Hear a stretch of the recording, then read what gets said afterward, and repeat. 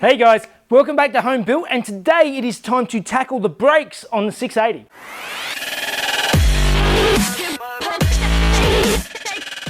Okay, so those of you who were watching the other day would have seen that I need the correct bolts. I've actually ordered some studs for the manifolds to continue on the engine, so I'm going to move over onto the brakes. Now, I have been waiting quite some time for just the final part for this process. Back about a month or so ago, I was cleaning up a bunch of parts, and I thought I'd just clean up my factory brake calipers, and I gave them a bit of a paint.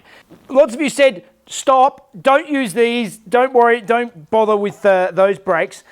Go and have a look for a like a 1979 Toyota Hilux four-wheel drive, because those calipers bolt straight on, use the factory discs. They're just a really quick, simple bolt on. And that may have been the case 15 years ago when you possibly could still find wrecked old Hiluxes at the wrecker.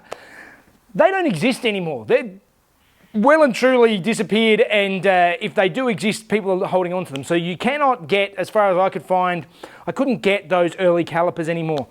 The next upgrade is actually from the late 80s Hiluxes, and I went and got them here. And I managed to get some nice brand new reproduction calipers for a late 80s Hilux. So these are a big 4-piston caliper.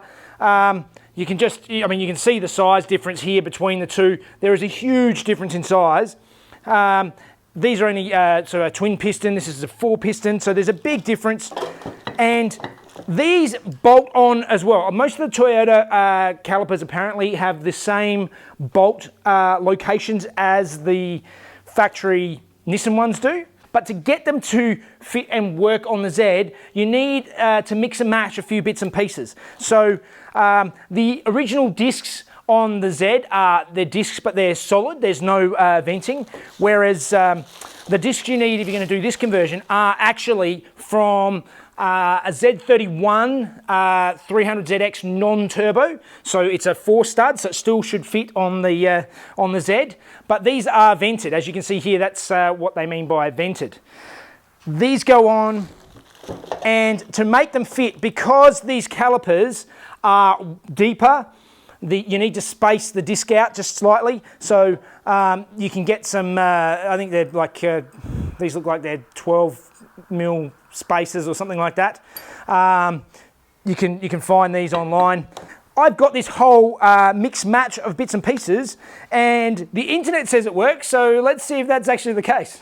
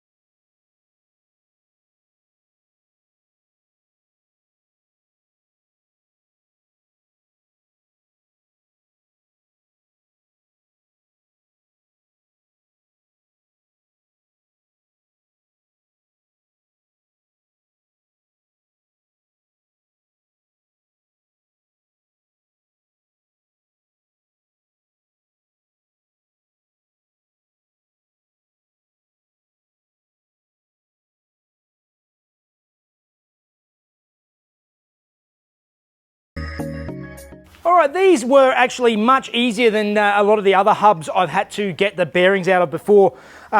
Basically, you have to knock these the bearing races out. They are pressed into this these fittings, so they're quite tight. But thankfully, the way that the Datsun's done it, see, there's these sort of two big notches inside here, so you can actually get to the edge of the bearing quite easily. And I sort of just knock on one side, knock on the other side, and just keep knocking to push it down. it's quite difficult to get something in a press to go through the center of this, particularly on the bigger end, to try and get something that's the exact right size to just push the bearing out. It's almost impossible because you've only got this tiny little lip. So yeah, it's much easier to just knock them back out again. But at least Nissan in its wisdom actually gave us these notches, and it makes it so much easier to get it out. So old bearing races are out. Time to give this a good scrub in the parts washer, clean it all up, and then we'll start looking at reassembly.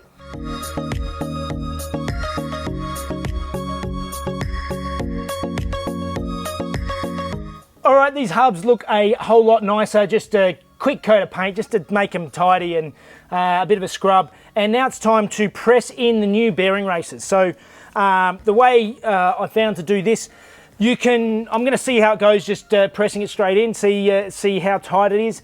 Often a good idea is actually to chuck these bearing races in the freezer.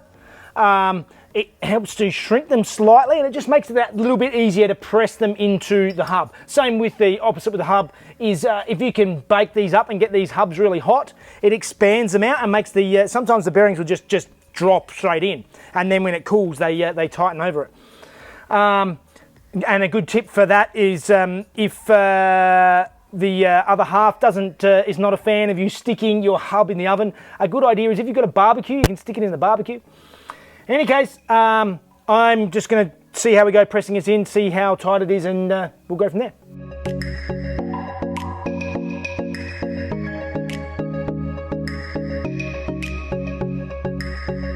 Okay, so those bearing races pressed in home quite nicely.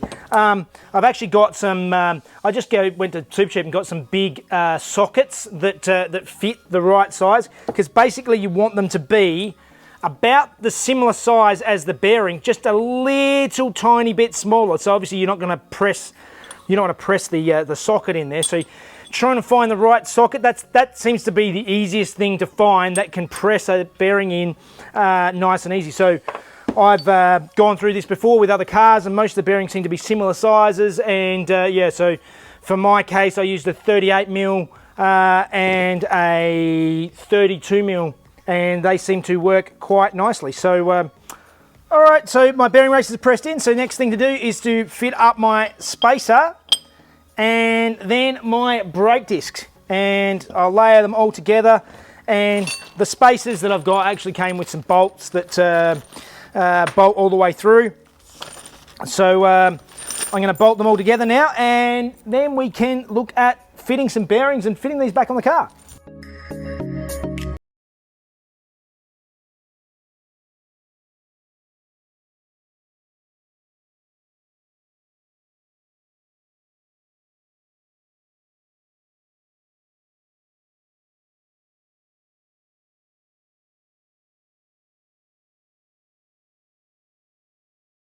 I'm going to go through now and just cover a few of the little things that I have noticed that I need to rectify. For starters, the nut that's on the end of this hub here is the wrong type of nut. It should be a castle nut. So basically, it's got the almost looks like castle crenellations in it all the way around.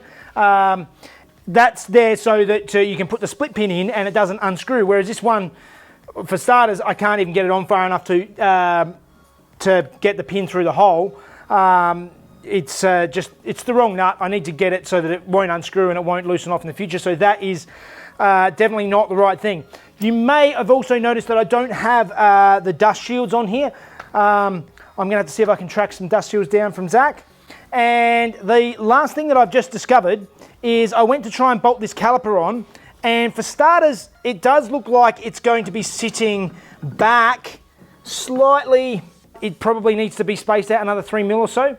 The other issue I have is that the bolts for the original calipers are right here, and they do not fit in the Toyota calipers. The spacing is correct. These holes are too small. Obviously, the mounting bolts on the Toyota ones are a smaller bolt. That meaning, do I just drill these out? I have to do a bit more research. Any of you guys know who have done this conversion, let me know. Do I have the disc around the wrong way? Either way, that's why I'm glad I did this now. I know I've got to pull this off again because I am looking at some coilovers at the moment. I'm trying to track some things down, so I'm going to have to pull this all apart again. But I wanted to make sure I could get it all sorted out now and discover these problems early. Not much point in doing the other side for now because I'm going to hit the same stopper. So let's move on to something else.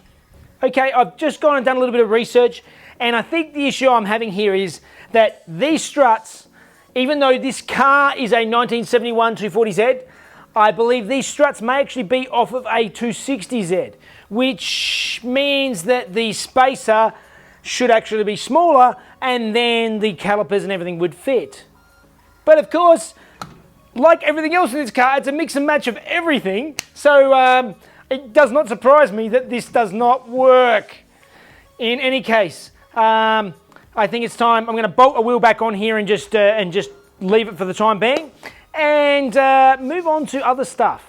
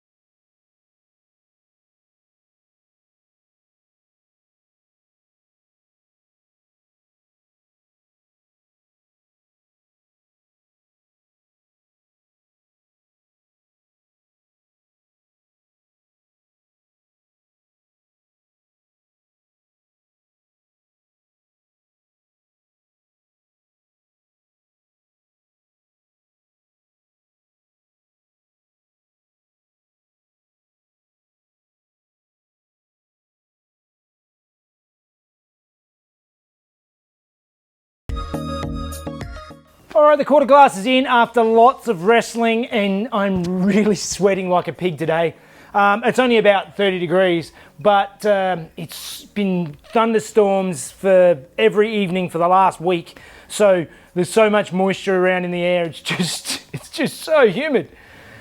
In any case, I think now it's time to get out my my beautiful tail lights, which look almost brand new after painting them last week. The clear coat just brought them up. They look fantastic. So now I might try and just fit up this rear end while I'm thinking of it. At least I can get some of these parts from sitting around, and they're less likely to get damaged if they're on the car.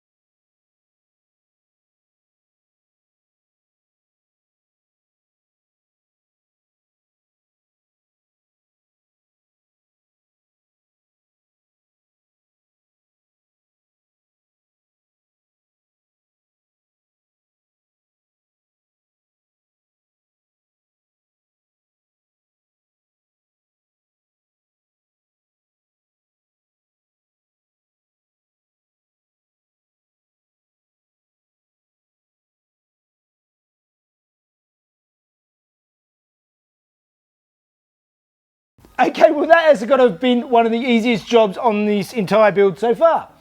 That was just screw it in, done. All right, well that is it for now. That is all I have time for today, so that must mean it's time for Fun Facts with Mrs. Jeff.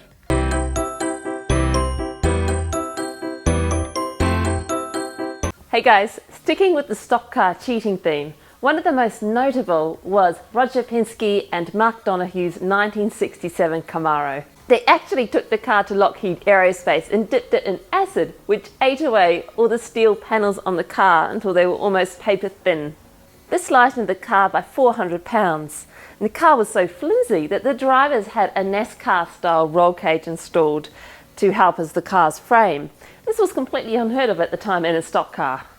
The SCCA's inspectors were bemused by the roll cage, and when they found the thin panels in the car, they banned it from any future races. This didn't stop Penske and Donohue. In the 1968 season, they entered 2 cars. They switched the numbers, making sure that the heavy car got inspected twice. The lightweight car was a full 1.5 seconds faster around Sebring than the new car, and even faster than GT40s, Lola T70s and a Ferrari LM. All right, this is all coming together this week. The front end, yeah, I've got to change out those spaces. I've got to do something about them because obviously I have sort of 260Z struts in this car and I have got 240Z spaces. So no real mystery there as to, this car has been pieced together from all sorts of bits and pieces. So that's something for me to sort out, and also the holes in the brake calipers. Don't forget about the live stream. Yes, the live stream. We've had a clash, and we're going to have to delay the live stream. We're going to do it on the morning of the 27th. So it'll be Boxing Day in Europe and the US. It is going to be at 9 a.m. Sydney time, which works out to about 2 p.m. LA, about 4 I think or 5 in New York, and about 10 p.m. in London. So wherever you are, I'll have a link in the description so you can click on it and you can see where your time zone is. Just put in your time zone and it'll tell you what time it's on. And we'll see you then. Please like and subscribe if you're enjoying the show, and as always, you can follow us on Facebook and Instagram. You know the deal. See you later. See ya. Frame.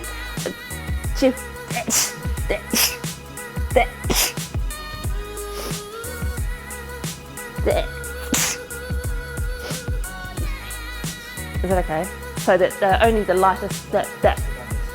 Well, okay, got it.